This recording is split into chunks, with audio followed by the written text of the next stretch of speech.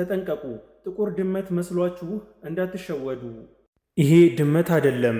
ሳሒሮች ወይ ድግምት የሚሰሩ ሰዎች ጂኒውን ወደ ድመት ተቀይሮ ሲሕር የሚሰራበት ሰው ጋር ሄዶ በደንቡ እንዲሰልልላቸውና ሲሕር ስለሚሰራበት ሰው ሙሉ መረጃ ለመውሰድ ይጠቀሙበታል። ሳሒሩም ሲሕር ስለተሰራበት ሰው ሙሉ መረጃውን በዚህ ጅን ወይ ድመት ተመስሎ በሚሰልል ጅን ከተጠቀመ በኋላ ሲሕሩን እንደ ሁኔታው እያየ ያድሳል። ይሄ ወደ ድመት የተቀየረ ጅን አንዳንዴ የተሰጡ ልብሶችን ወይ ደግሞ ሲሕር ድግምት ለመስራት የሚጠቀሙበትን አንዳንድ ነገሮች ይዞ ወደ ሳሒሮች ይሄዳል። ጂን ነው ድመት ነው የሚለውን ለመለየትና ለመጠንቀቅ እንዲጠቅማችሁ አንዳንድ መረጃዎችን ልስጣችሁ። ብዛ ጊዜ የሚመጣው ባልተለመደ ሰዓት ነው።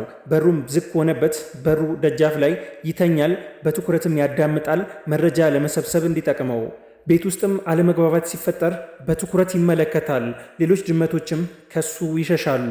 ሲመለከታችሁም ደስ በማይል ሁኔታ ነው የሚመለከተው።